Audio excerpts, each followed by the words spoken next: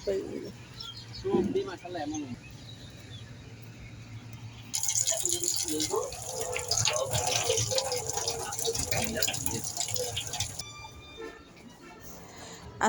আলাইকুম, কেমন আছেন সবাই? আশা করি অনেক ভালো আছেন। আলহামদুলিল্লাহ, আমিও অনেক ভালো আছি। তো চলে আসলাম আরও একটা নতুন ব্লগ নিয়ে আপনাদের মাঝে। তো আশা করি আমার পুরো ভিডিও জুড়ে থাকবেন।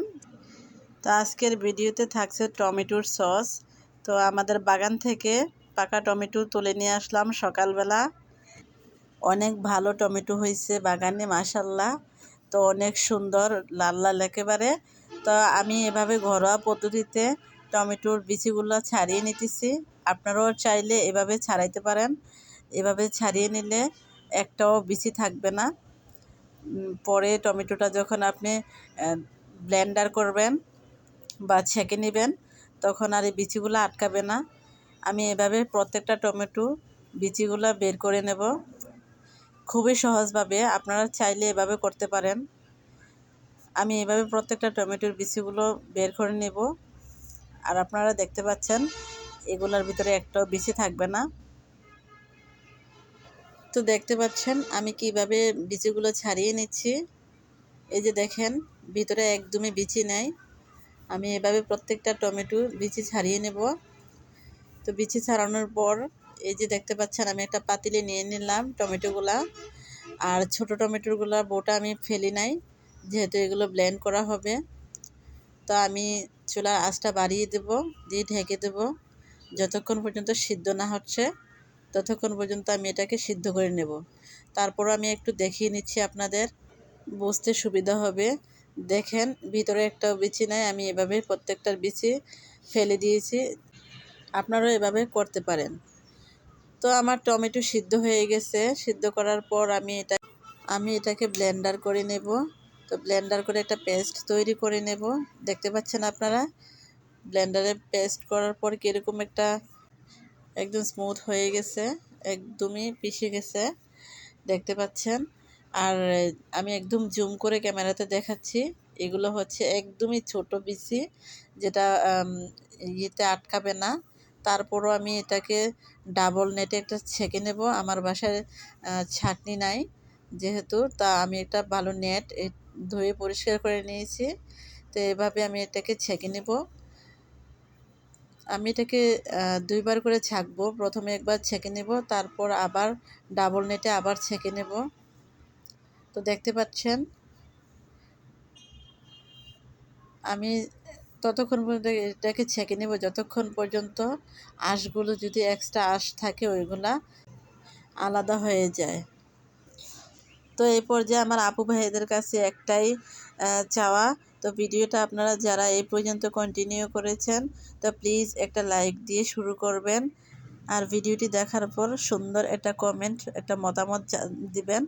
আপনাদের সুন্দর সুন্দর সুন্দর কমেন্ট পড়তে আমার অনেক ভালো লাগে, আর পরবর্তীতে ভিডিও বানাতে অনেক বেশি ভালো লাগে।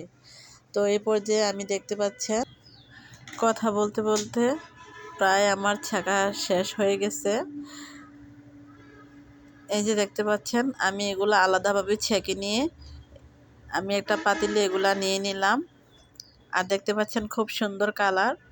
আমি দেখাচ্ছি আপনাদের চামিচের সাহায্যে তুলে, কতটা সুন্দর আর পারফেক্ট কালার আসছে।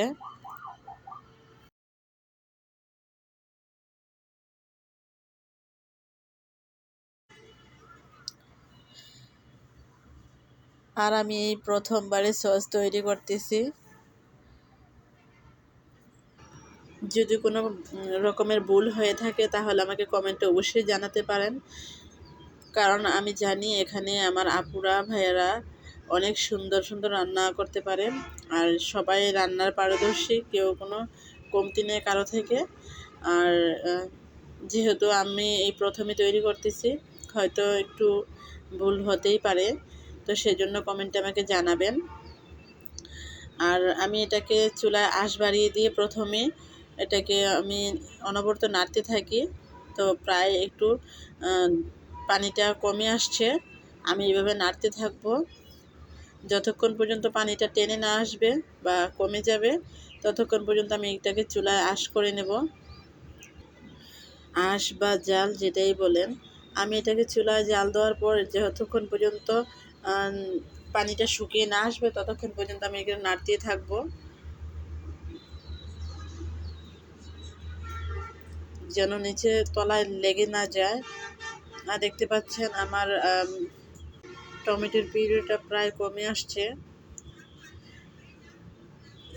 তো আমি অনেকক্ষণ পর্যন্ত নাড়ার পর দেখেন পিউরিটা একদমই ঘন হয়ে গেছে।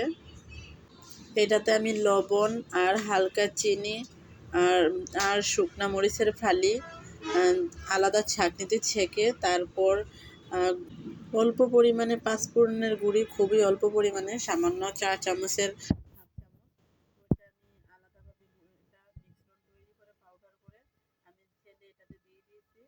আর আপনারা দেখতে পাচ্ছেন এখানে আমি খুব বেশি মশলা ইউজ করি নাই।